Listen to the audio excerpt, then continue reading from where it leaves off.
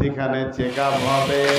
আল্লাহর নবী বলছেন ইদা উদিয়াল মাইয়াতু ফিল কবরে, যখন মাইয়াতকে কবরে শুইয়ে দেওয়া হয়, আতাহু মালাকানে, দুইজন ফেরেশতা সেখানে আসে, ফায়াকুলানে, তারা দৌত কণ্ঠে একসঙ্গে বলে কবরবাসীকে, এ কবরবাসী, মান রব্বুকা, তোর রবকে, মা দিনুকা, তোর দিন কি, ওমান নবিয়ুকা, তোর নবীকে। তিনটে প্রশ্ন করে। বিশ্বনবী বলছেন যে প্রশ্নগুলো যে আল্লাহর গোলাম ঠিক ঠিক ঠিক করে দিয়ে দেবে, রব্বি আল্লাহ, নবী মুহাম্মদ সাল্লাল্লাহু আলাইহি সাল্লাম এবং দ্বীনুল ইসলাম ঠিক বলে দিয়েছে। আল্লাহ বলবে বান্দা আমার সত্যবাদী আছে রে, বান্দাকে আমি রহম করেছি। এই বান্দার জন্য কি হবে? জাহান্নামের দরজাটা খুলে দেওয়া হবে। আগুনে একে অপরে ছিঁড়াছিঁড়ি করছে, আগুন যেন একে অপরে পাগলার মতো টানাটানি করছে, গর্জন মারছে। ওইটা খুলে দিয়ে একে বলা হবে আল্লাহর গোলাম, আল্লাহ তোমাকে দয়া করেছে, রহম করেছে, তুমি ঠিক ঠিক উত্তর দিতে পেরেছো। নচেত তুমি জাহান্নামকে একবার দেখে নাও, যদি আল্লাহ তোমাকে দয়া না করতো, ওই রকম কঠিন জায়গায় তোমার স্থান হতো। লোকটাকে বলা হবে, পক্ষান্তরে যে লোকটা উত্তর দিতে পারল না, হা লা আদেরি, আমি কিছুই জানি না, কিছুই বুঝি না, এ সম্পর্কে আমার কোনো জ্ঞান নাই, মান রব্বুকা, মা দিনুকা, মান নবিয়ুকা, ওই যখন কথাটা বলবে আমি জানি না, ওর জন্য জান্নাতের দরজাটা খুলে দেওয়া হবে। আর জান্নাতের দরজাটা খুলে দিয়ে বলা হবে, হায় আল্লাহর, হে আল্লাহর দুশ্মন, খবিস, বেঈমান গোলাম, আল্লাহর দেখ জান্নাত কত সুন্দর সাজানো আছে, এই জায়গাটা তোকে দেয়া হতো, শুধু তুই উত্তর দিতে পারলি না, আল্লাহর সঙ্গে ধৃষ্টতা করেছিস, এর জন্যে তোকে চিরদিন জাহান্নামে যেতে হবে। তাকে জাহান্নামের পোশাক পরিয়ে দিয়ে কবরে জাহান্নামে রেখে দেয়া হবে। সেই অবস্থায় সে থাকবে।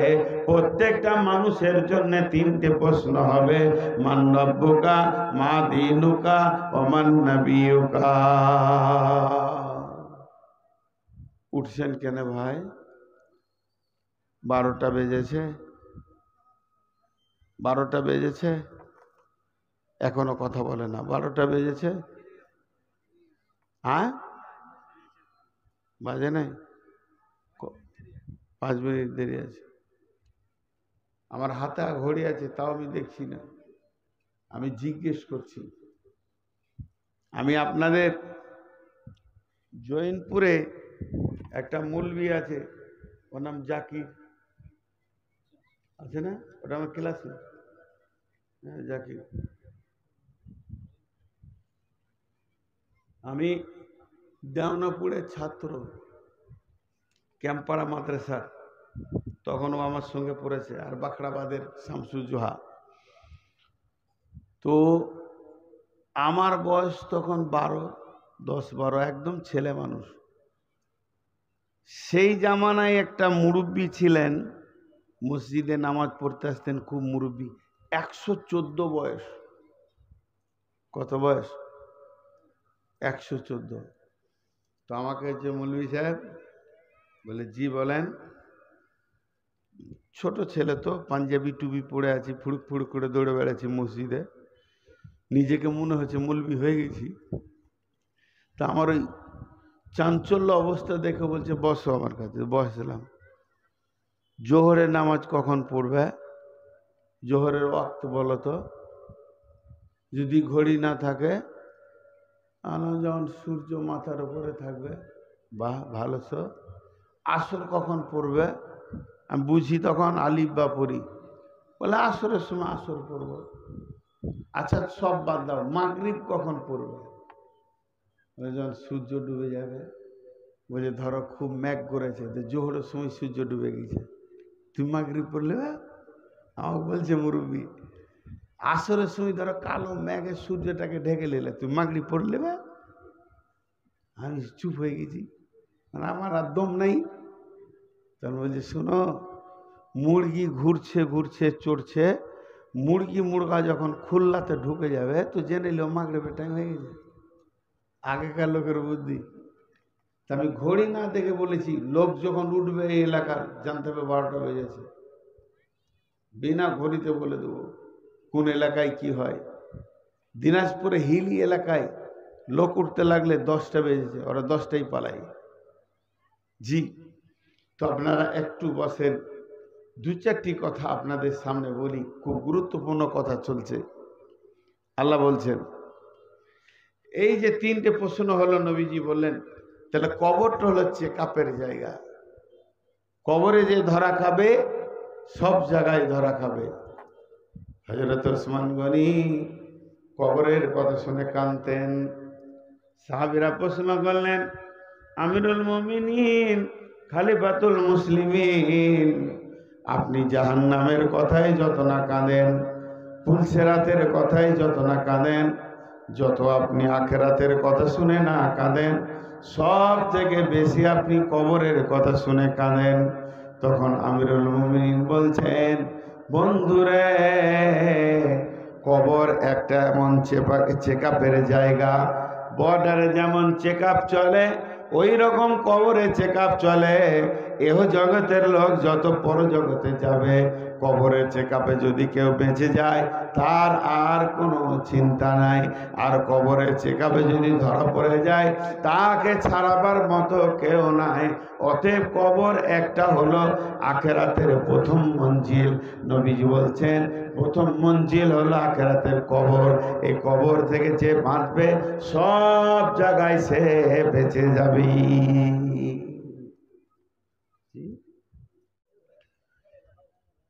আল্লাহ 4-5টা কথাতে পুরো জিন্দেগিটা বলেছেন। আল্লাহ 4-5টা কথাতে মা বোনদেরকে বলছি পুরো জিন্দেগিটাকে বলেছেন।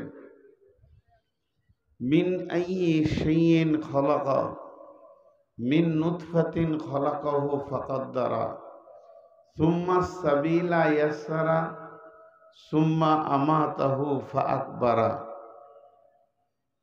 তোমাকে আমি কি দিয়ে বানিয়েছি, তোমাকে কোন জিনিস দিয়ে বানিয়েছি? তোমাকে বানিয়েছি আমি বীর্য থেকে, এবং সেখানে আমি তোমার চেহারাটাকে সুন্দর করে অবয়ব দিয়েছি। আর তারপরে তুমি যে পৃথিবীতে এসেছো, কোনো দরজা কাঠের নয়, সোনার দরজা নয়, পেচ্ছাবের রাস্তা দিয়ে বের করেছি, এবং সেই রাস্তাটাকে আমি আসান করেছি। সুম্মা সাবিলা ইয়াসসারা, সুম্মা আমাতাহু, আবার আমি তোদেরকে মারব, ফাআকবারা, কবরে পৌঁছিয়ে দেব। কতগুলো কথা একসাথে ছাড়লো। জন্ম থেকে শেষ পর্যন্ত আল্লাহ কথা বলে দিলেন। সৃষ্টি করেছি এটা বললেন, তারপরে বললেন কি জিনিস থেকে সৃষ্টি করেছি, তারপরে বললেন তোদের জন্য রাস্তাকে আমি আসান করেছি, যে রাস্তাটা হচ্ছে পেচ্ছাবের রাস্তা। এরপরে আমি তোদেরকে মারব, মেরে কবরে পৌঁছিয়ে দেব। কবরে কি ঘটবে সেটা একটু পর বলছি। আল্লাহ তাবারাক ওয়া তাআলা প্রতিনিয়তে আমাদেরকে স্তর বাই স্তর একটা জায়গাতে নিয়ে যাচ্ছেন। আমরা সব চলমান ছিলাম আলামে আরওয়াতে, এসেছি মায়ের পেটে আলামে আজসামে, 3য় নম্বর জায়গা আলামে দুনিয়াতে আছি। এরপর আমাদের সামনে যে স্টপেজটা আছে সেইটার নাম আলামে বারজাখ, মরার পরের জগৎ এবং কিয়ামতের আগের জগৎ। মরার পরের জগৎ এবং কিয়ামতের আগের জগৎ, এর জগৎটার নাম দিয়েছে আলামে বারজাখ। আপনি কোথায় হাঁটছেন, আমি কোথায় হাঁটছি, এই যে ব্যক্তিটা হেঁটে গেলেন কোথায় হাঁটলেন, ইনি কোথা থেকে একটা টাকা এনে জমা করলেন, আমি শুয়েছিলাম আপনাদের অফিসের ওখানে, ওখান থেকে হেঁটে স্টেজে আসলাম। এখন যদি আপনাদেরকে বলা হয় আমরা চলছি কোন দিকে, একটু বলে দেন। এতগুলো জ্ঞানী মানুষ আছেন, সবাই আমাকে দেখে বলবে নূর মোহাম্মদ স্টেজের দিকে যাচ্ছে এক পা এক পা এক পা করে। ইনার জন্যে বলবেন উনিও কয়েকটা টাকা নিয়ে স্টেজের দিকে যাচ্ছে, কিন্তু সর্বসাকুল্যে সব চলাগুলো যদি এক জায়গায় জমা হয়, আমরা প্রতিটি পা কবরের দিকে যাচ্ছি, প্রতিটি পা কবরের দিকে যাচ্ছি। আমি টোটালে কত হাজার পা হাঁটবো পৃথিবীতে, তারপরে আমার পা কবরে ঢুকবে এটা আল্লাহ জানেন। যত পা হাঁটছি আমি কবরের দিকে আগাচ্ছি। আল্লাহ রসুল বলছেন পাঁচটা জিনিস এত বড় নিয়ামত, ইগতানিম খামসান কাবলা খামসিন, পাঁচটা জিনিস আসার আগে।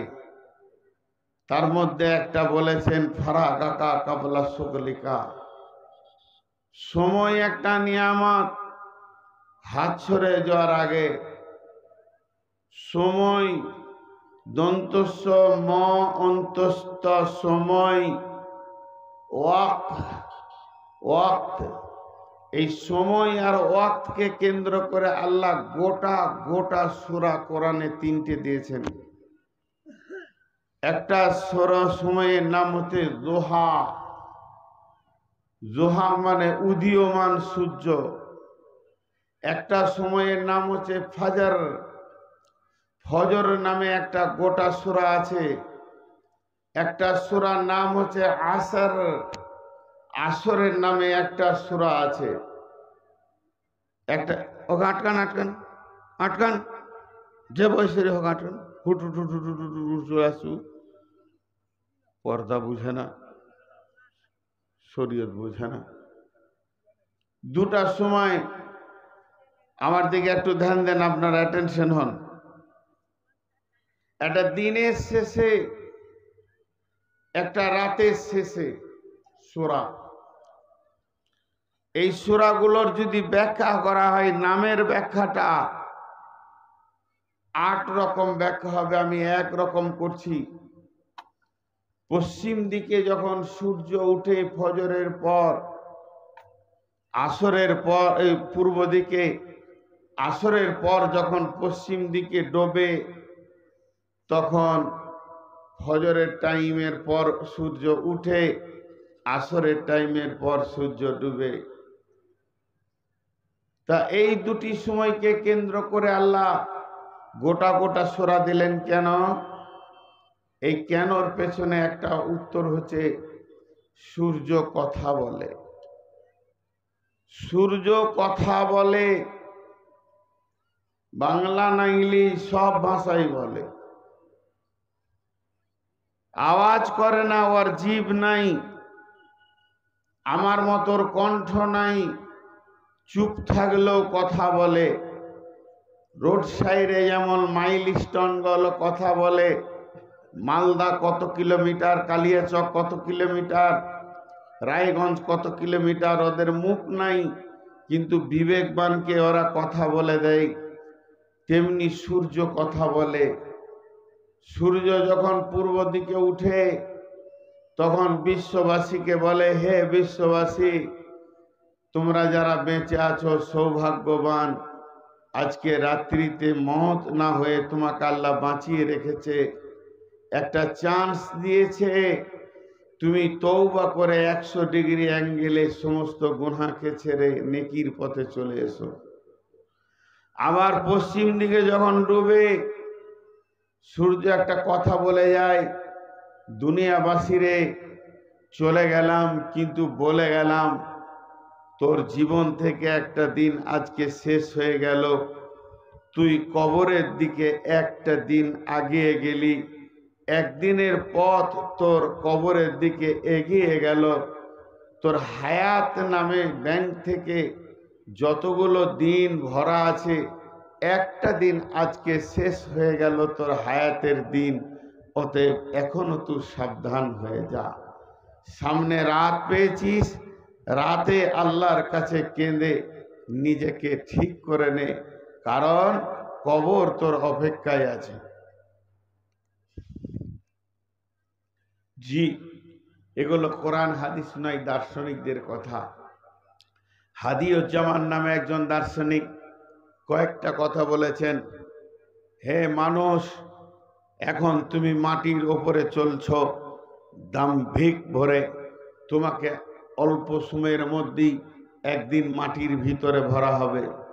হে মানুষ, তুমি দিবালোকে হাঁটছো, একদিন অচিরেই তোমাকে অন্ধকার করে ভরা হবে।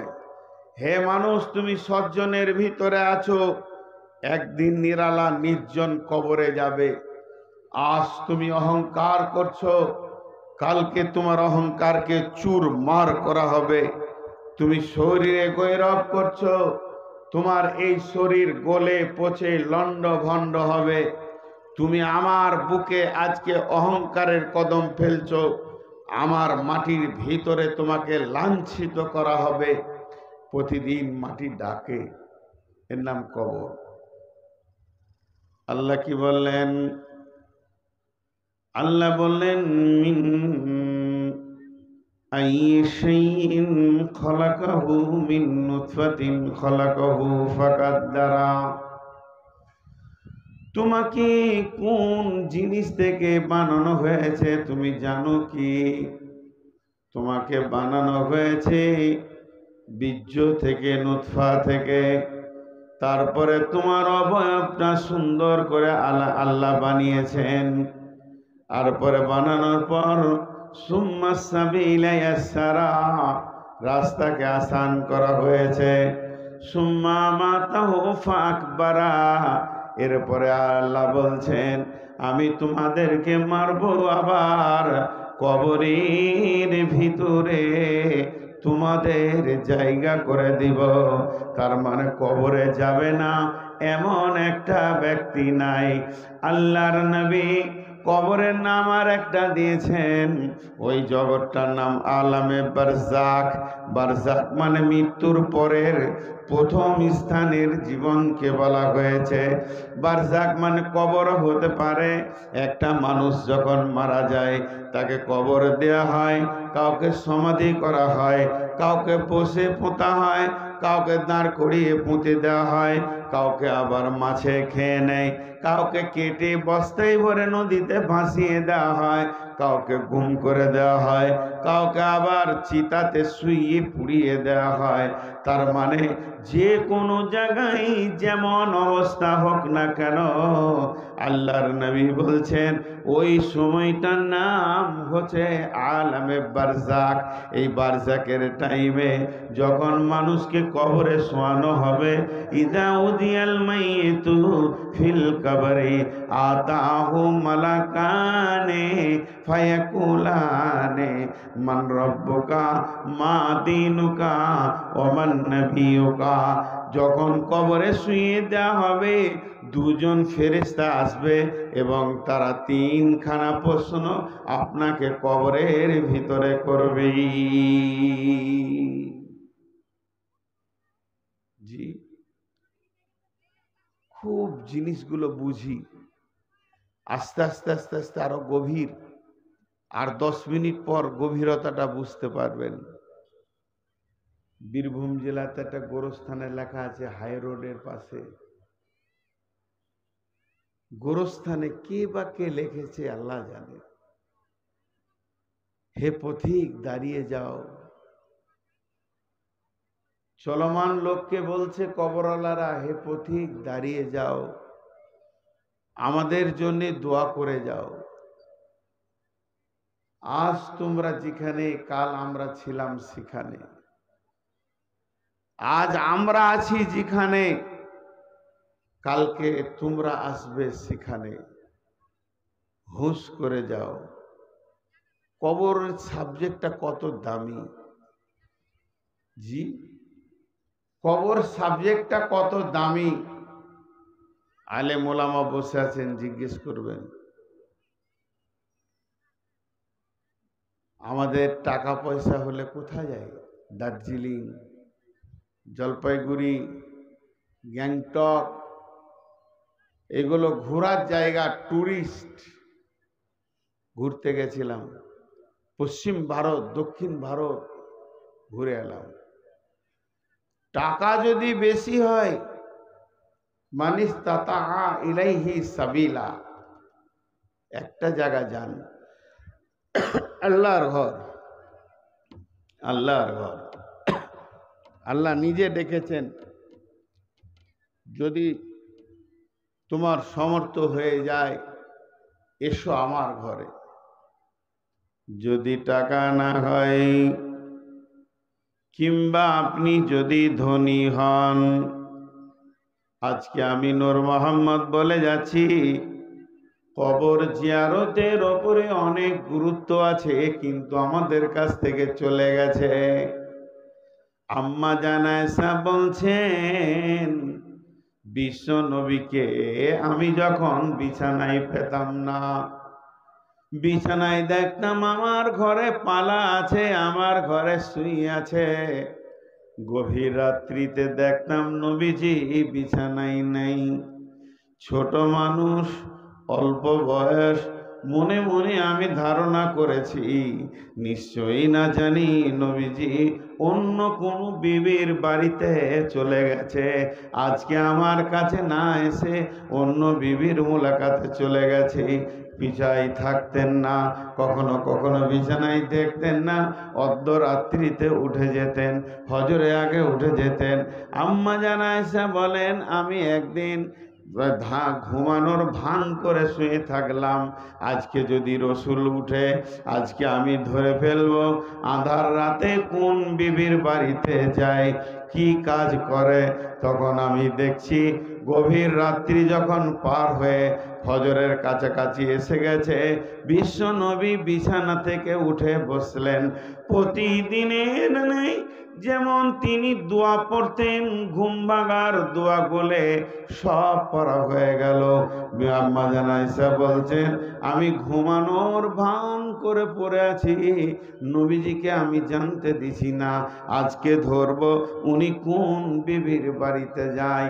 আকাশে চাঁদনি রাত, গভীর রাত্রে নবীজি উঠে যখন হুজরা থেকে বের হয়ে গেলেন, আমি ওনার পেছনে পেছনে চাদরটা গায়ে দিয়ে হাঁটতে শুরু করলাম, কিন্তু দেখলাম না না না না, আমি আয়েশার ধারণা ভুল, উনি কোনো জায়গা যায়নি।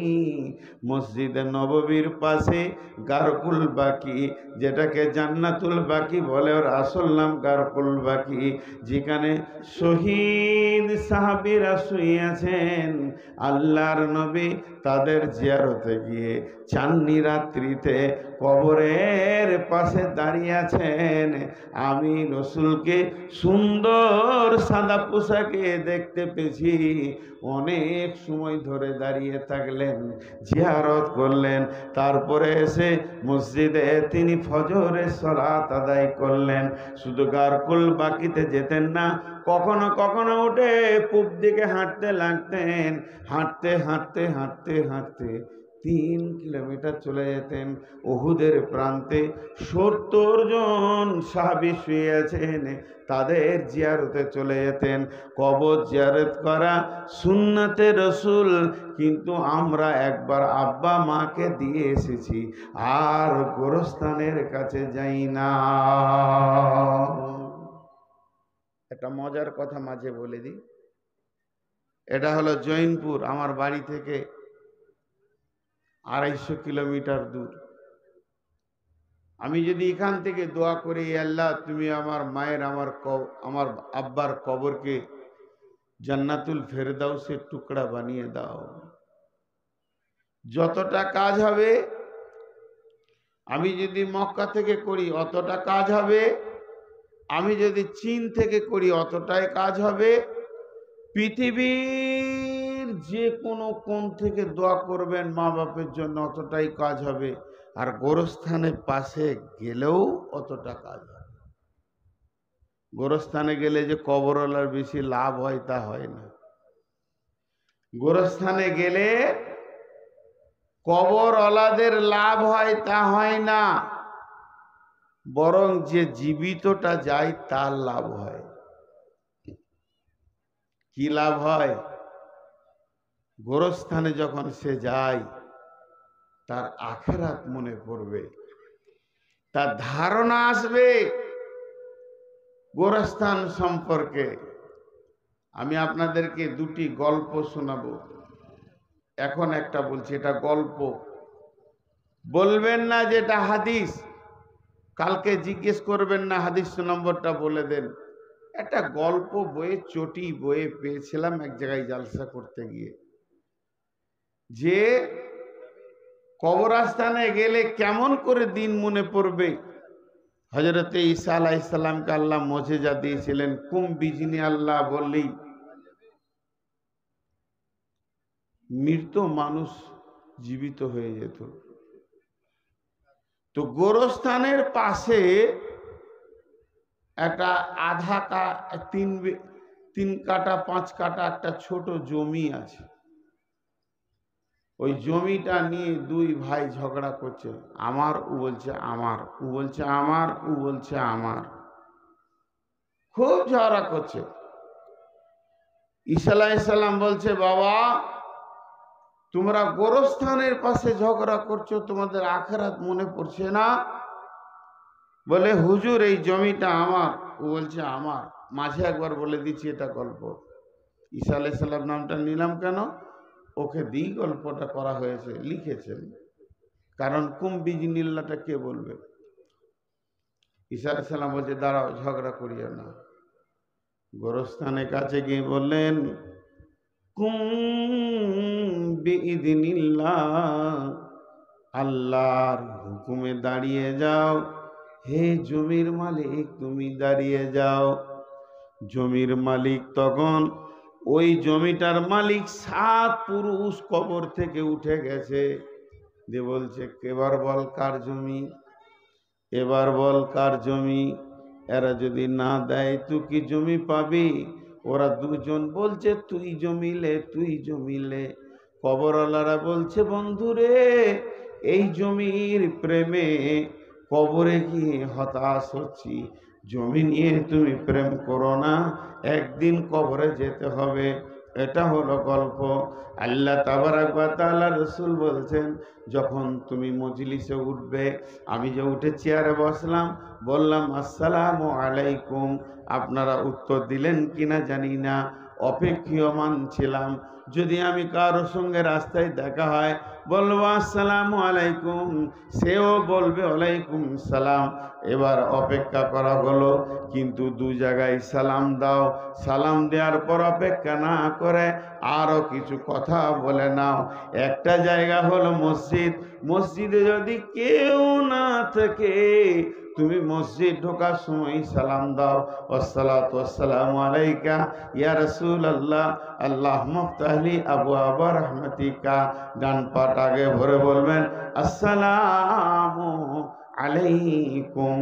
আল্লাহর রহমতের ফেরেশতা থাকবে মসজিদে, না হয় জিন থাকবে, তারা উত্তর দিয়ে দিবে।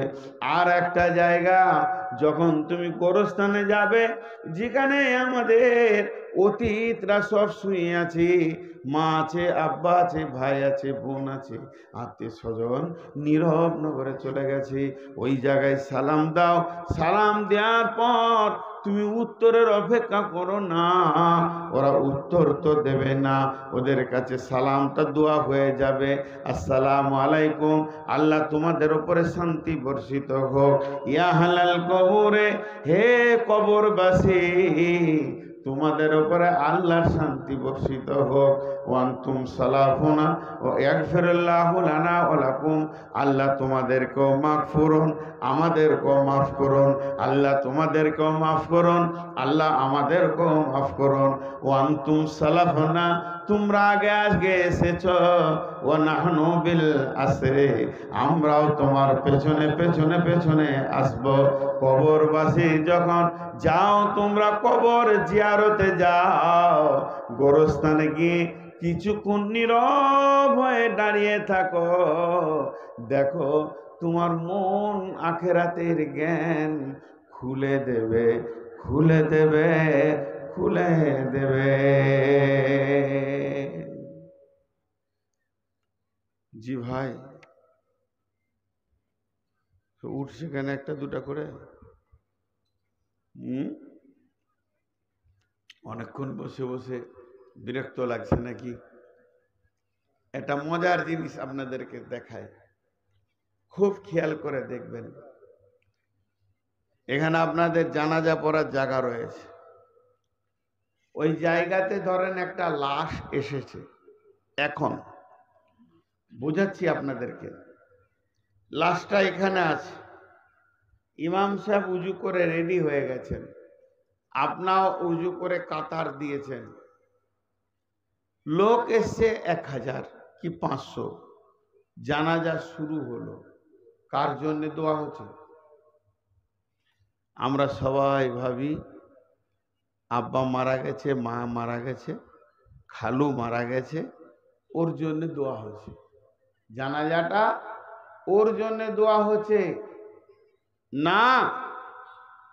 দোয়াটা আমি বলি, বিসমিল্লাহির রহমানির রহিম, আল্লাহুম্মা গফির লিহাইয়িনা ওয়া মাইতিনা ওয়া শাহিদিনা ওয়া গায়বিনা ওয়া সাগীরিনা ওয়া কাবীরিনা ওয়া যাকারিনা ওয়া উনসানা, আল্লাহুম্মা মান আহইয়াইতাহু মিন নাফাইহি আলাল ইসলাম ওয়া মান তাওয়াফাইতাহু মিন্না ফাতাওয়াফাহু আলাল ঈমান। 12টা বলা হলো, 10টা দোয়া দেয়া হলো, 10টা। 10 থেকে একটাকে বার করেন, 10 থেকে যদি 1 বিয়োগ হয় থাকবে কটা? মুখ খুলেন, থাকবে কটা? এই 9টা দোয়া জীবিতকে, একটা মৃত্যুকে দেয়া হলো। এবার দেখেন, আরেকবার বলছি, আল্লাহুম্মা গফির লিহাইয়িনা, এ আল্লাহ তুমি জীবিত যে আছে তাকে মাফ করো। আগে জীবিতরা দোয়া পেয়ে গেল, জানাজায় তারা দাঁড়িয়ে আছে, মুর্দা ব্যক্তি আগে পেল না, আগে পেল জীবিতরা, হাইয়িনা। দ্বিতীয়তে বলা হলো মাইতিনা, মৃত্যু ব্যক্তিকে আপনি মাফ করেন, ওয়া শাহিদিনা ওয়া গায়বিনা, হাজির আছে তাদেরকেও ক্ষমা করেন, যারা আসতে পারেনি তাদেরকেও ক্ষমা করেন, ওয়া সাগীরিনা ওয়া কাবীরিনা, ছোটকে মাফ করেন, বড়কে মাফ করেন, ওয়া যাকারিনা ওয়া উনসানা, নারীকে মাফ করেন, পুরুষকে মাফ করেন। আল্লাহুম্মা মান আহইয়াইতাহু মিন নাফাইহি আলাল ইসলাম, হে আল্লাহ আমরা যতদিন বেঁচে থাকবো ইসলামের ওপরে যেন বেঁচে থাকতে পারি, তুমি আমাদেরকে তৌফিক দাও। ওমান তাওয়াফাইতাহু মিন্না ফাতাওয়াফাহু আলাল ঈমান, যখন তুমি আমাদের মওত দেবে তখন ঈমানের সাথে মওত দাও।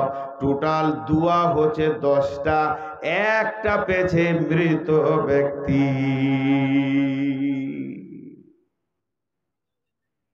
10টার মধ্যে একটা পেছে মৃত ব্যক্তি, যে মরেছে। কথাটা শুনে খুব ভালো লাগে। বদরুদ্দোজা নাদবিকে প্রশ্ন করেছে, বেনামাজি জানাজা আছে?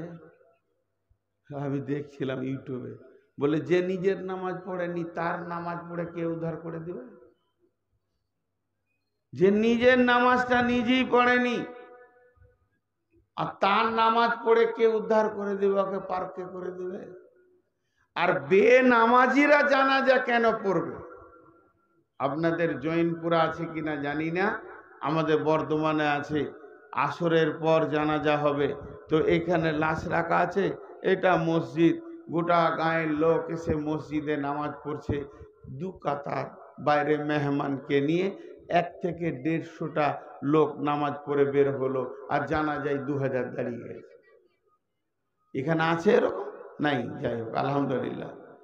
বেনামাজিরা জানাজা পড়বে কেন? বেশ, এটা একটা কথা। দ্বিতীয় নম্বর, বিশ্বনবী বলছেন যদি কোনো মৃত্যু ব্যক্তির জানাজায় তুমি শরীক হও, জানাজাটা পড়ো আর চলে আসো, তাহলে তোমাকে 1 কিরাত নেকি দেওয়া হবে। 1 কিরাত মানে 1 উহুদ পাহাড় সমান নেকি দেওয়া হবে। তারপরে যদি তুমি ওর দাফন কাফন সব মিলিয়ে শেষ পর্যন্ত থাকো, তাহলে তোমাকে 2 কিরাত নেকি দেওয়া হবে। 2টা উহুদ পাহাড়ের সমান তুমি নেকি পাবে। বন্ধুরা আমার, যদি নবীজি বলতেন যতগুলি লোক জানাজা পড়বে প্রত্যেকের তরফ থেকে মাইয়াতকে 1 পাহাড় নেকি দেওয়া হবে, তাহলে মাইয়াতের বড় আশা ছিল। এত লোভ দেখিয়ে জীবিতদেরকে কেন জানাজায় আনা হচ্ছে, এর একটা বিরাট কারণ লুকিয়ে আছে। লোভটা তো দেওয়া হচ্ছে জীবিতকে, হে জীবিত তুমি কাজ ফেলে দাও, মাইয়াতের জানাজাতে যে শরীক হও, তোমাকে 1 পাহাড় 2 পাহাড় নেকি দেওয়া হবে। এই লোভটা কেন দিলেন, এই লালসটা কেন দিলেন? যাতে করে উম্মতেরা জানাজায় বেশি বেশি করে শরীক হয়ে যায়, যাতে করে উম্মতেরা জানাজার নামাজে ভিড় লাগিয়ে হাজির হয়। লাভ কি হবে? লাভ কি হবে? লাভ কি হবে? একটা কথা আপনাদেরকে 3 বার বলবো, দার্শনিকের কথা, এটা হাদিসের কথা নয়, বড় একজন ফিলোসফারের কথা। তিনি বলছেন একটা মানুষ মরে কিভাবে কবরে যাচ্ছে, একটা মানুষ জীবিত ছিল, এখনই জীবিত ছিল, মরে গিয়ে কিভাবে নিজের কবরে যাচ্ছে, যদি এই দৃশ্যটা দেখার পর কোনো জীবিত ব্যক্তির ব্রেনের দরজাটা যদি না খুলে, হেদায়েতের দরজাটা যদি না খুলে, তাহলে ওর মতো মূর্খকে পৃথিবীর কোনো পণ্ডিত নাই 1 কলম ওকে শিখিয়ে দেয়, 1 কলম লেখাপড়া শিখাতে পারে। তার মানে জানা যায় তুমি যাও, লোকটা মরে গেছে, আত্মীয় স্বজন ছেলে পিলে ভাই ব্রাদার টাকা পয়সা জমি জায়গা পুকুর বাগান সবকে নীরব ভাবে ছেড়ে দিয়ে তাদের সাথে কথা বলে না, এটা গুছিয়ে রাখ, ওইটা অমুক জায়গায় এটা আছে, এইটা আছে, ওইটা আছে, কিছুই না বলে একটা সাদা কাপড় পরে 4 জনার কাঁধে চড়ে গিয়ে আস্তে আস্তে নিজের ছোট্ট ঘর কবরে ঢুকে গেল। এই দৃশ্যটা দেখার পর, এই দৃশ্যটা দেখার পর, এই দৃশ্যটা দেখার পর কোন জীবিত ব্যক্তির বিবেক যদি না খুলে, এখনো পর্যন্ত যদি মসজিদের দরজা না পায়, এই রকম গাধা মূর্খকে পৃথিবীর কোন ইউনিভার্সিটি নাই তাকে হেদায়েতের রাস্তা খুলে দেবে। অতএব জানাজাতে শরীক হলে আখেরাতের জ্ঞান বাড়ে।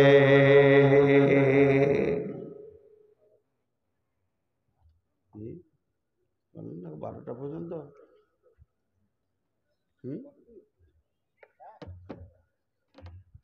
এই যে ঘন ঘন পানি খেয়েছি, পানি কিছুই খাইনি। হ্যাঁ, আমার জিভটা শুকিয়ে গেছে। আজকে সুগার মেপে এলাম 490। এতদিন বলছিলাম 390, 490, মানে 500 ধরেন সুগার। এই গাড়ি থেকে নামার পর আমি এত ক্লান্ত হয়েছিলাম, যাকে হাওয়াটা দিল যে খানিকটা সুস্থি পেলাম। তবে এই দিককার হাওয়াটা আপনারাই ঘিরে নিয়েছেন, একটু আসছে না এখানে। তো আমি মা বোনদেরকে বলছি, খুব দামি কথা, দাঁড়ান আর একটু আগাতে দেন কবরের ব্যাপারে। কবর এমন একটি জায়গা, উপায় নাই, যেতে হবে। উপায় নেই। আল্লাহ বলেছেন সুম্মা আকবারা, সুম্মা আমাতাহু ফাআকবারা, তোকে আমি কবরে ভরবই। বড় বড় মাস্তান, বড় বড় নবী, বড় বড় ওলি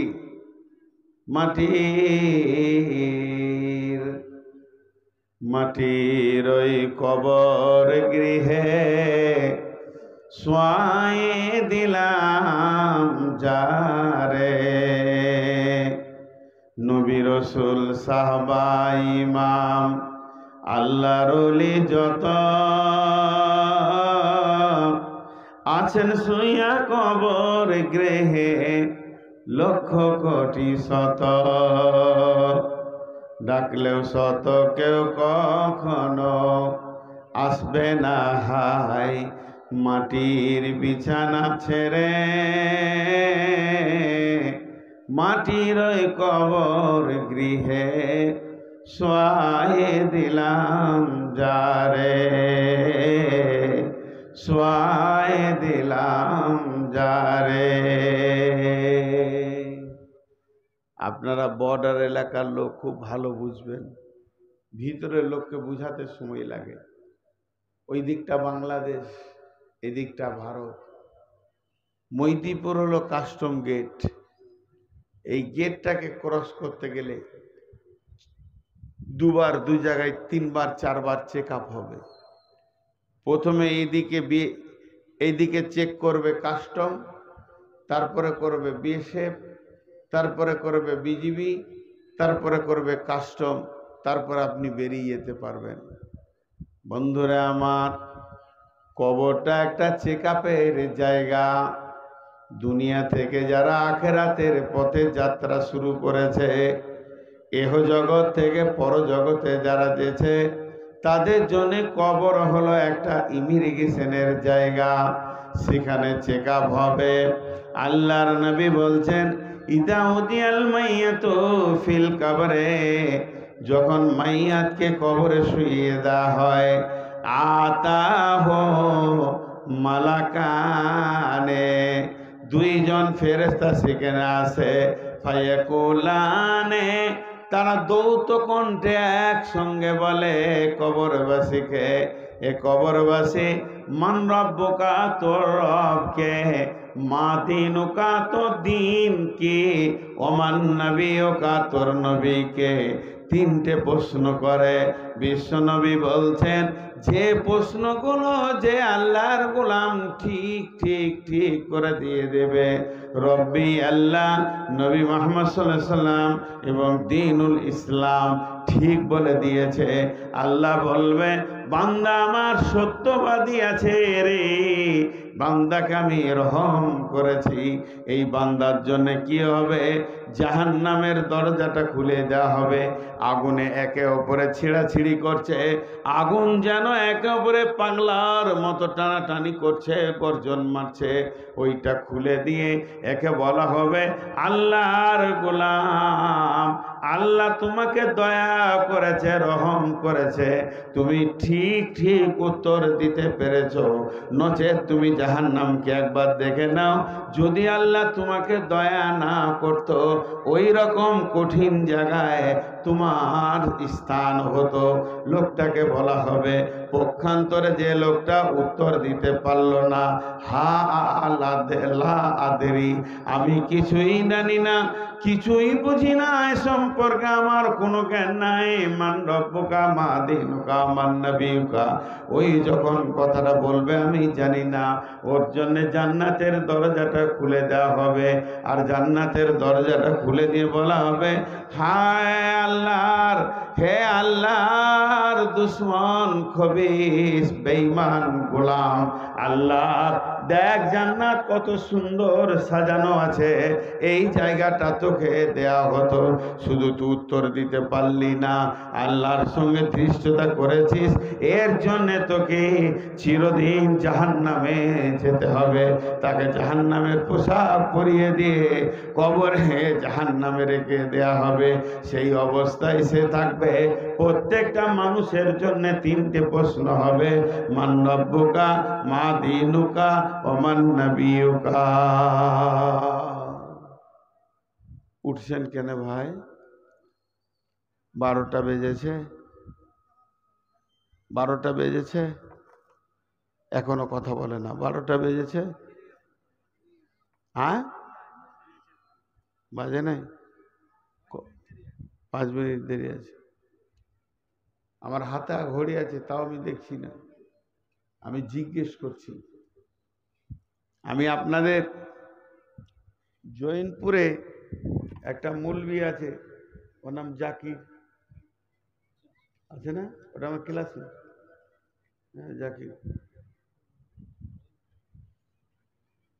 আমি দেওনাপুরের ছাত্র, ক্যাম্পাড়া মাদ্রাসা, তখনও আমার সঙ্গে পড়েছে, আর বাখরাবাদের শামসুজোহা। তো আমার বয়স তখন 10-12, একদম ছেলে মানুষ। সেই জামানায় একটা মুরব্বী ছিলেন, মসজিদে নামাজ পড়তে আসতেন, খুব মুরব্বী, 114 বয়স। কত বয়স? 114। তো আমাকে যে মৌলভী সাহেব বলে, জি বলেন। ছোট ছেলে তো, পাঞ্জাবি টুপি পরে আছি, ফুড়ুক ফুড়ুক করে দৌড়ে বেড়াচ্ছি মসজিদে, নিজেকে মনে হচ্ছে মৌলভী হয়ে গেছি। তা আমার ওই চাঞ্চল্য অবস্থা দেখে বলছে, বসো আমার কাছে। বসলাম। জোহরের নামাজ কখন পড়বে? জোহরের ওয়াক্ত বলো তো। যদি ঘড়ি না থাকে, যখন সূর্য মাথার উপরে থাকবে, বাহ ভালো। তো আসর কখন পড়বে? আমি বুঝি তখন, আলিফ বা পড়ি। বলে আসরের সময় আসর পড়ব। আচ্ছা সব বাদ দাও, মাগরিব কখন পড়বে? যখন সূর্য ডুবে যাবে। বলে ধরো খুব মেঘ করেছে, তো জোহরের সময় সূর্য ডুবে গেছে, তুমি মাগরিব পড়লে? আমাকে বলছে মুরব্বী, আসরের সময় ধরো কালো মেঘে সূর্যটাকে ঢেকে নিলে, তুমি মাগরিব পড়লে? আমি চুপ হয়ে গেছি, মানে আমার আর দম নাই। তখন বলছে, শোনো, মুরগি ঘুরছে ঘুরছে চড়ছে, মুরগি মুরগা যখন খুলনাতে ঢুকে যাবে, তো জেনে নিল মাগরিবের টাইম হয়ে গেছে। আগেকার লোকের বুদ্ধি।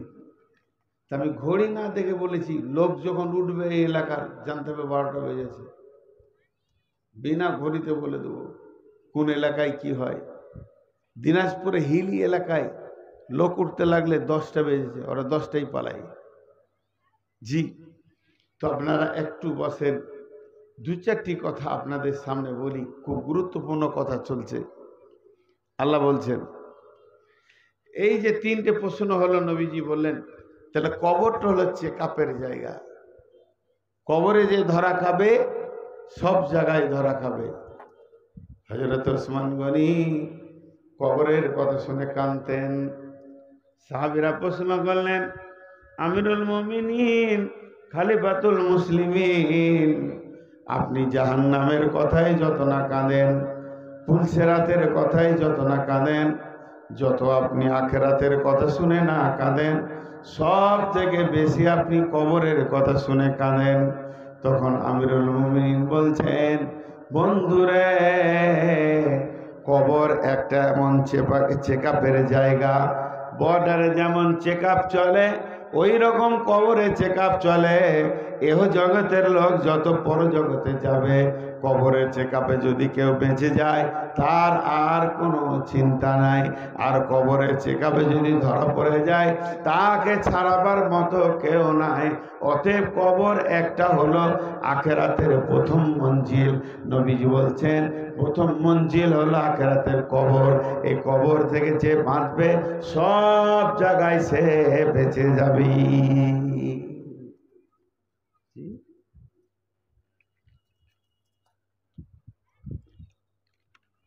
বেশি টাইম নিব না, গুরুত্বপূর্ণ কথাগুলো এবার বলবো, আপনারা বুঝতে পারবেন কত গুরুত্ব আছে। খালি একটা উদাহরণ দিব। এটা চলছে ফেব্রুয়ারি মাস শেষের দিকে, এপ্রিল মাস, May, June, July, August, September, October, November, December, January, February, March, এখনো 9 মাস আছে, এই 11 মাস আছে। মাধ্যমিক পরীক্ষা হতে। আপনারা আল্লাহর রাস্তা দিয়ে বলছি 2 মিনিট এই কথাটা শুনে যান, তারপরে যাবেন। মা বোনদেরকে বলছি 9 মাস আছে মাধ্যমিক পরীক্ষা। আজকে যদি এই এপ্রিলের 21 তারিখে মাধ্যমিকের কোশ্চেনগুলো বের করে সব ছেলেদের হাতে দিয়ে দেওয়া হয়, কোনো ছেলে ফেল করবে? আপনারা বলেন। থাকে ওরা, আমরা দিতে হবে। কোনো ছেলে ফেল করবে? কথা বলে না। আর 9 মাস আগে যত ছেলে মাধ্যমিক দিবে আগামীতে, তাদের হাতে যদি প্রশ্নমালা কোশ্চেন দিয়ে দেওয়া হয়, ওরা ফেল করবে? করবে না। সত্য কথা বলেছেন। আল্লাহ কবরের প্রশ্নটা 1400-1500 বছর আগে নবীকে দিয়ে বলে দিয়েছেন। আজকে 1400-1500 হতে চলল। বহুত পুরাতন। আজ ওই 3টে প্রশ্ন আছে। মান রব্বুকা, মা দীনুকা, মান নবিয়ুকা। তোমার রব কে, তোমার দিন কি, তোমার নবী কে। এখন বলেন কত গলা লোক কবরে পাস করবে? কত গলা পাস করবে? কত গলা পাস করবে? জি। এবার দুনিয়ার স্কুলের নিয়ম হচ্ছে 33 পেলে পাস। আল্লাহ বড় মেহেরবান। আল্লাহ বলছে তুই 100-তে 10 পেলে পাস। তুই 1 পাবি, আমি 10 দিব। আমার এটা দয়া। তাহলে কবরের প্রশ্নতে 100 মার্কের প্রশ্ন যদি হয়, ওতে যদি কেউ 10 পায় তো পাস। আল্লাহ মেহেরবান। তাহলে আল্লাহ দুটো মেহেরবানি এখন পেলাম। প্রশ্নটাকে আউট করে দিয়েছে, প্রশ্নকে গোপন রাখেনি, যাতে করে বান্দারা কবরে পার হয়ে যেতে পারে। শুধু তাই নয়, 33-এ পাস না বলে আল্লাহ এখানে 10-এ পাস করে দিয়েছেন। আল্লাহ বড় মেহেরবান। 2টাতে মেহেরবান। কিন্তু আল্লাহ একটা বিষয়ে অনেক শক্ত, অনেক মজবুত। সে বিষয়টা কি শুনেলেন? পৃথিবীর পরীক্ষাতে যদি 25 সালে পাস না করেন, 26 সালে চান্স পাবেন। 26 সালে যদি না পাস করেন, 27 সালে বসতে পাবেন। 27 সালে যদি দুটো বইয়ে ব্যাক এসে যায়, 28 সালে পরীক্ষা দিতে পাবেন। আপনি পরপর অনেকগুলো চান্স পাবেন। কিন্তু কবরের পরীক্ষায় এক চান্সে বেরিয়ে যেতে হবে। কেউ যদি বলে আল্লাহ আমি এখন ফেল করে গেলাম, আমাকে আরেকবার দুনিয়াতে পাঠিয়ে দেওয়া হোক, আমি আবার কবরের প্রশ্নগুলোকে ঠিক করে আসব, নামাজ রোজা করে আসব, আমি ভালো মানুষ হয়ে আসব, তারপরে কবরে ঢুকব। এই দ্বিতীয় চান্স কিন্তু আল্লাহ কোনো বান্দাকে দেন না। যেদিন হবে মরণ, ঘোর ছুটিবে তখন, বলিতে পারিবে কবরেরই জ্বলন, বলিবে ছেড়ে দাও দুনিয়ায় করিব না গুনাহ, তবু তোমায় কোনো দিন ছেড়ে দেবে না। কঠিন এটা। এক চান্সে পাস হতে হবে। এটা ইহুদিদের মেয়ে, মুসলমানের মেয়ে নয়, ইহুদিদের মেয়ে। আল্লাহর নবীর ঘরে ভিক্ষা করতে এলেন। আম্মা জান আয়েশাকে বললেন, ও আয়েশা, আমি ভিখারি মানুষ, কিছু খেতে পাইনি, দাও। আম্মা জান আয়েশা গোটা ঘরকে খুঁজে ওই মেয়েটির হাতে মাত্র 2টি খেজুর তুলে দিলেন। যখন খেজুরটা হাতে পেল, মেয়েটি দোয়া দিলেন, আয়েশা রে, আল্লাহ যেন তোমাকে কবরে আযাব থেকে মুক্তি দান করেন। আম্মা জান আয়েশা অবাক, কবরে আযাব আবার কি আমার বুঝে আসে না। এরপরে বিশ্ব নবী যেদিন বাড়ি এলেন, নবীজিকে আমাদের আয়েশা প্রশ্ন করলেন, ইয়া রাসূলুল্লাহ, কবরে কি আযাব হবে নাকি? আল্লাহর নবী বললেন, আযাবাল কবরি হাক্কুন, আযাবাল কবরি হাক্কুন, আযাবাল কবরি হাক্কুন। কবরে আযাব হলো সত্য, সত্য, সত্য, কবরে আযাব হবে। আম্মা জান আয়েশা বলছেন, আমি তারপর থেকে খেয়াল করে দেখেছি, খুব সূক্ষ্মভাবে আমি কান দিয়ে শুনে দেখে নিয়েছি। তারপর থেকে আল্লাহর নবী যতগুলি নামাজ ঘরে পড়েছে, প্রত্যেকটি নামাজের শেষে তিনি কবরের আযাব থেকে পানাহ চেয়েছেন। আর ওই দোয়াটা আজও পর্যন্ত নামাজে ফিটিং আছে। আমরা যতজন নামাজ পড়ি, নামাজের শেষে মানে শেষ তাশাহুদে বসে আমরা দোয়া করি, আল্লাহুম্মা ইন্নী আউযু বিকা মিন আযাবিল কবরে। হে আল্লাহ, তুমি আমাদেরকে কবরে আযাব থেকে নাজাত দাও, কবরে আযাব থেকে তুমি আমাদেরকে পানাহ দাও। আমরা কবরে আযাব থেকে যেন বেঁচে যেতে পারি। প্রত্যেকটি সালাতে আল্লাহর নবী কবরে আযাব থেকে মুক্তি চেয়েছেন। এই বন্ধ কর, তুই মোবাইল বন্ধ কর। ছোট ছেলে, ঘড়ি আছে বের হাতে, তোর বিয়ে কখন হলো?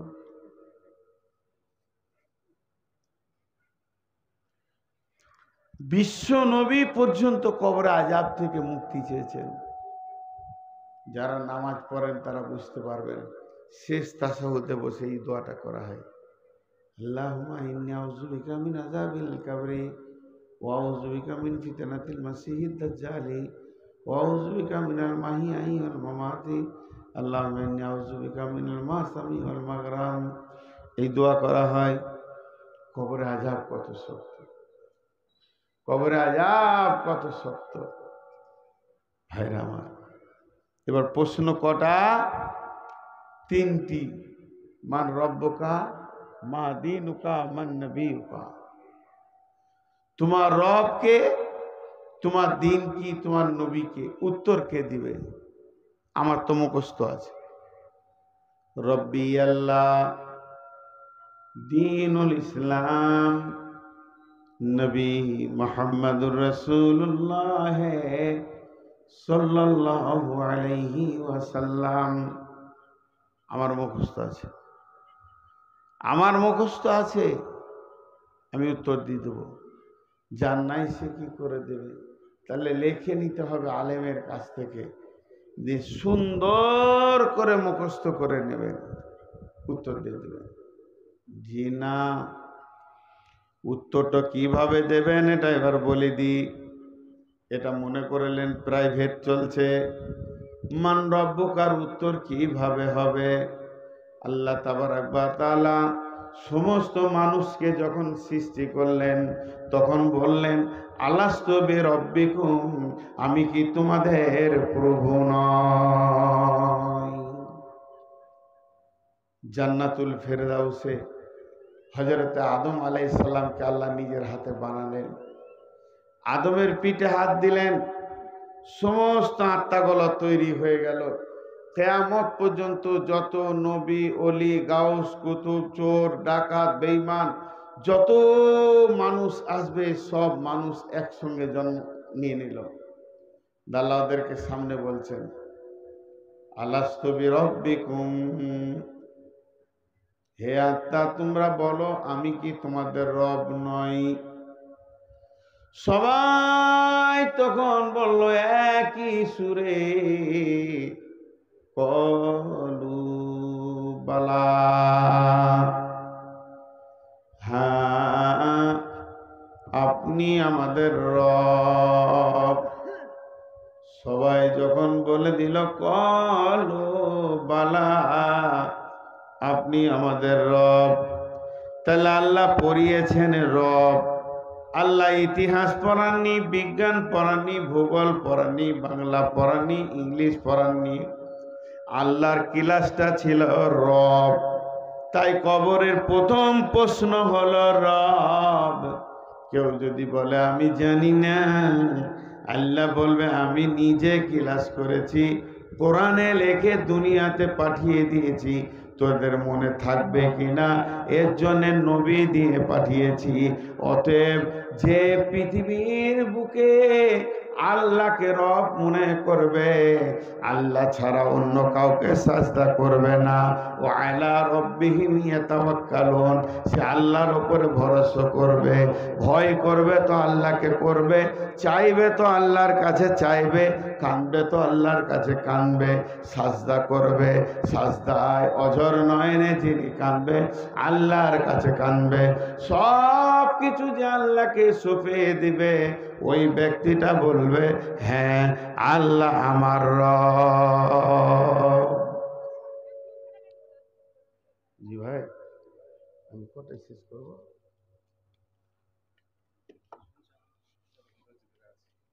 যতক্ষণ ধৈর্য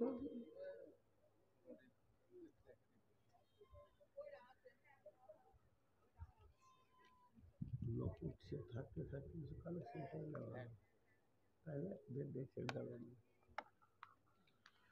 উঠবেন না কেউ আল্লাহর রাস্তায়।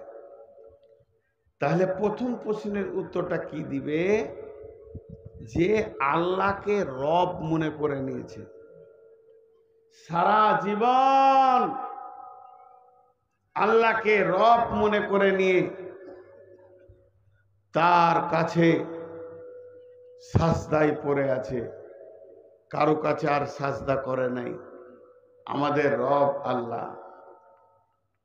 দ্বিতীয় প্রশ্ন, মা দীনুকা, তোমার দিন কি, তোমার ইজিম কি, তোমার মতবাদ কি? লোকটা বলবে দীনুল ইসলাম, আমার দিনের নাম হলো ইসলাম, আমি ইসলামকে ভালোবাসি, ইসলামকে আমি ভালোবাসি, মহব্বত করি, এই জন্য সে বলবে দীনুল ইসলাম। এবার বলে কে বলতে পারবে? যার কাছে ইসলাম আছে সে ইসলাম বলবে, যার কাছে ইসলাম নাই সে ইসলাম বলবে না।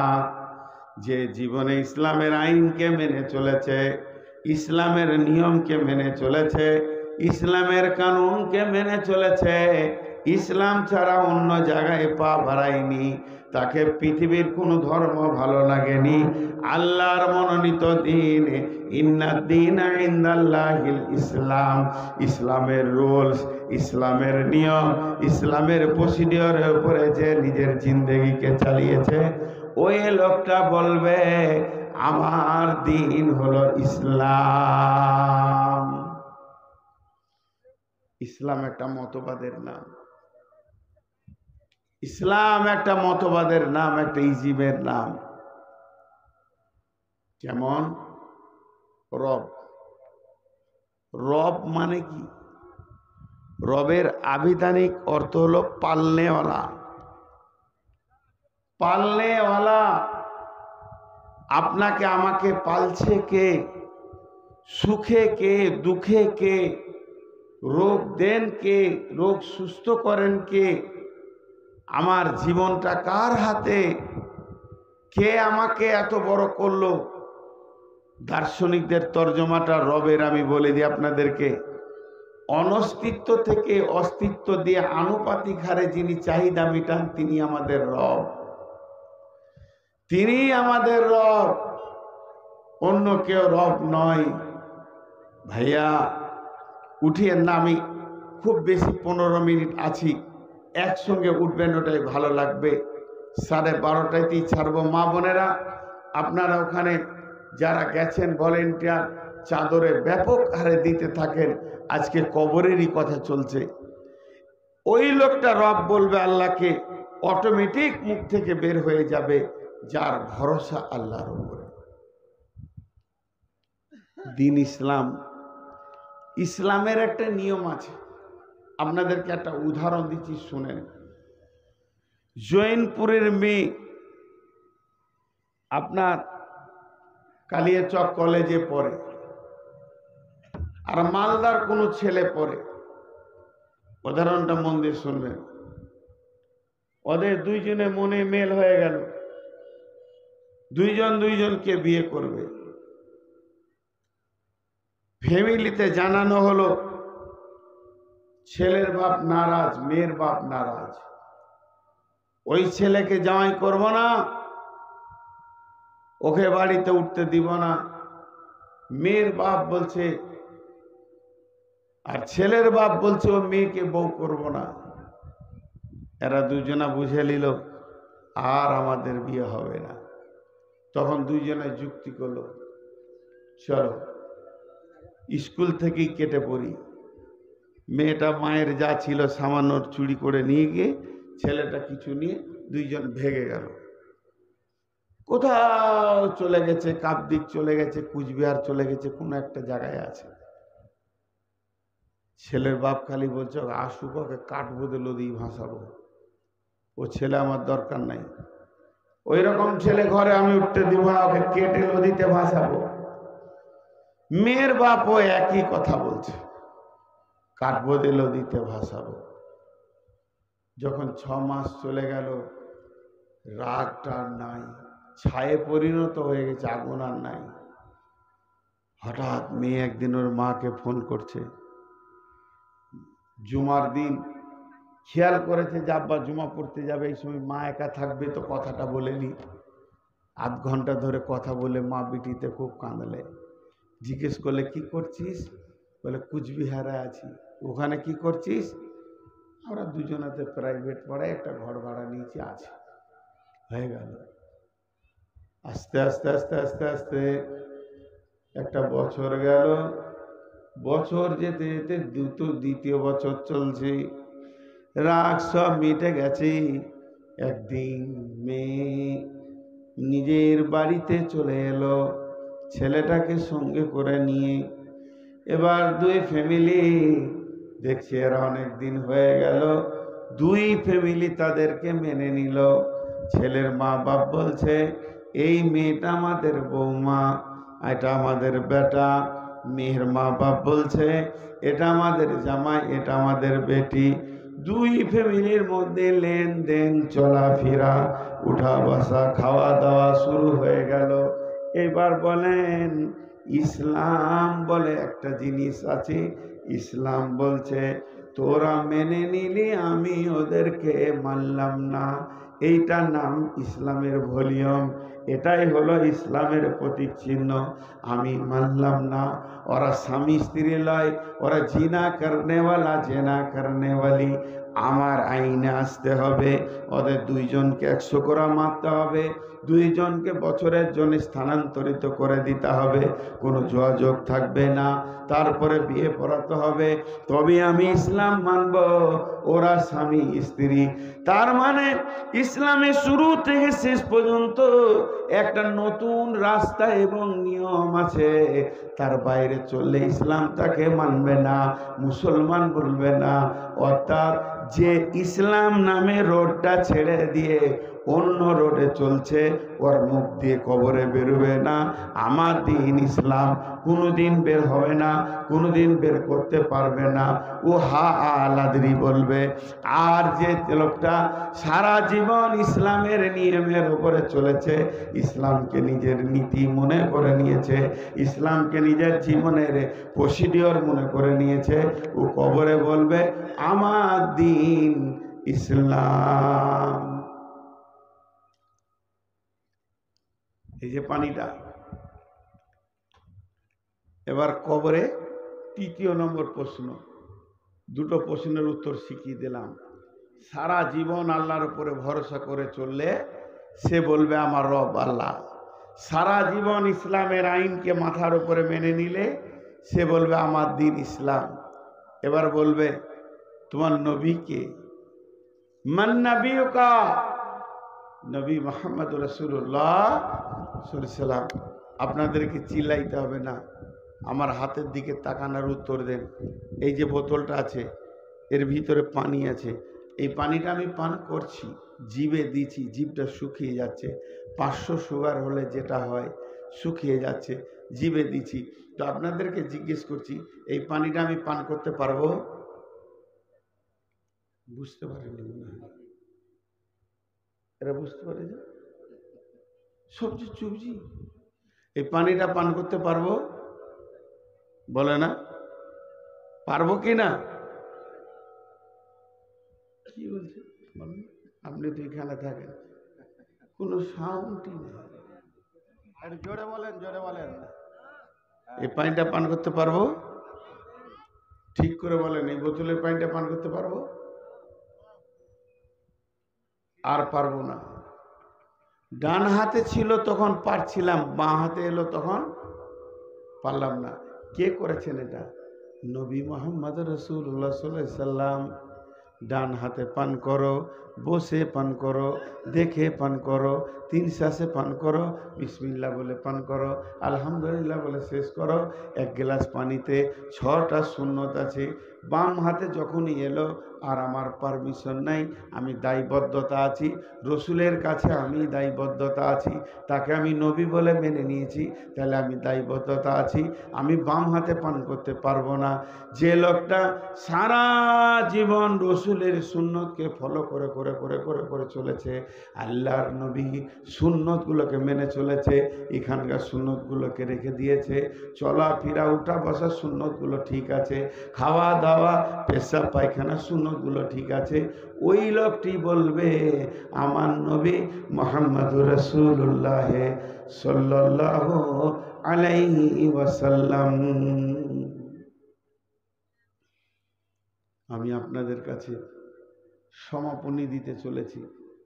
500 সুগার, ইচ্ছা ছিল আসবো না, কাল থেকে 3টি জালসা আছে, আমি জবাব দেব। আজকে থেকে নিয়ত করে এসেছিলাম সবগুলো করে যাব, কিন্তু শরীরের কন্ডিশন আর বলছে হবে না, ফিরে বাড়ি যাচ্ছি।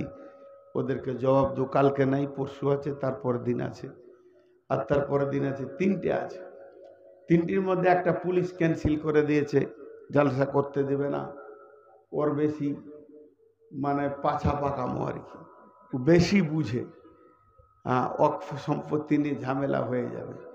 ঝামেলা তো তোরা করছিস, আমরা তো করিনি, আমরা তো শুধু আমাদেরটা চেয়ে নিচ্ছি, এইটাকে নিয়ে বড় বাড়াবাড়ি হবে বলে একটা বন্ধ করে দিয়েছে। 2টি জবাব দিব। তো আজকে টোটাল শুরু থেকে শেষ পর্যন্ত বক্তব্যটাকে আমি 2 মিনিটে শোনাবো। আমি বক্তব্য শুরু করেছি যে বিষয় নিয়ে, তার নাম কবর। এমন একটা ব্যক্তি নাই যে কবরে ফাঁকি মেরে দিতে পারবে, এক চুল পারবে না। একটা গল্প আছে, একটা ছেলের কম্বল হারিয়ে গেছে, তো গোরস্থানে বসে আছে, তোর চাচা জিজ্ঞেস করছে, ভাতিজা তুই গোরস্থানে কেন? বলছে, চাচা আমার কম্বলটা হারিয়ে গেছে। কম্বল হারিয়েছে তো কি মৃত্যু ব্যক্তিতে নিয়েছে? হ্যাঁ, এখানে বসে খ্যাপা পাগলা, যেখানে 5টা লোক আছে এই জালসাতে, মাইকে বল আর কোথাও বল, তা কম্বলটা পেয়ে যাবি। বলছে, চাচা আমি খ্যাপা নই, আপনি খ্যাপা, আমি ঠিক জায়গায় বসে আছি, কম্বল নিয়ে যত দূর যাবে যাক, মাল ফেলে দিতে হবে এখানে, কারো ক্ষমতা নাই এই চেক আপে একটা ছুঁচ পর্যন্ত পার করে দিই। তো সেই কবর হলো আমাদের ইমিগ্রেশনের জায়গা। এহ জগৎ থেকে পরজগৎ যেতে গেলে কবরে চেক আপ হবে। 2টি ফেরেশতা চেক আপ করবে আর 3টি প্রশ্ন করবে। মান রব্বুকা, রবের উত্তর ওই ব্যক্তি যে দিতে পারবে সারা জিন্দেগিটা যে আল্লাহর উপরে ভরসা করে চলেছে, আল্লাহকে ভয় করেছে, ভরসা করেছে। মা দিনুকা, দিনের উত্তর ওই দিতে পারবে যে ইসলামকে নিজের দিনের মতো করে আইন কানুন মেনে নিয়েছে। আর মান নবীকা, যে নবীর সুন্নতগুলো নিজেকে মেনে নিয়েছে, সেই বলতে পারবে আমার নবী মুহাম্মদ সাল্লাল্লাহু আলাইহি সাল্লাম। আজকে আপনাদের গোরস্থান উন্নতি কল্পে এই জালসাটা, গোরস্থানের উন্নতি, জীবিত ব্যক্তিরা যদি মনে করে আমি একটা কবর 4 হাত 3.5 হাত তো খাল হবে, তো 5 হাত ধরে নিতে হবে উঁচা টুচা নিয়ে, 5 হাত আর 3 হাত, 5 3 15 স্কোয়ার ফুট আমি দাম দিয়ে দিব আমার কবরের, সবাই দিতে পারবে, সবাই দিতে পারবে। নিজের কবরকে নিজে দুনিয়া থেকে বানিয়ে যায়। এটা একটা এমন জায়গা, এখান থেকে কবরকে বানাতে হবে। অতএব আপনাদের কাছে আমার আবেদন, আমি শেষ বক্তা হিসেবে আপনাদের কাছে আবেদন, আপনারা আল্লাহর হস্তে একটা করে 1000 টাকা যতটি বসে আছেন দেন। আসেন, আমি আপনাদের কাছে একটি 1000 টাকার আবদার রাখলাম। আল্লাহর বান্দা কে আছেন? একজন বলেন 1000 টাকা। 1000 টাকা চেয়েছি। 5000। আবুল হাসান ভাই 5000 টাকা। আমি আপনাদের কাছে 1000 চেয়েছি, উনি দিয়েছেন 5000। বলেন কেউ আছেন ভাই আমার? আজকে গোরস্থানের জালসা, গোরস্থান সম্পর্কে যথেষ্ট আমার জ্ঞানে যা ছিল আপনাদেরকে দিয়েছি। এখন শুধুমাত্র কিছুটা কালেকশন। কেউ আছেন আল্লাহর গোলাম, আল্লাহর বান্দা? বলেন কেউ আছেন? আল্লাহর বান্দা কেউ আছেন? একটা 1000 টাকা দেবেন। আচ্ছা, না পারবেন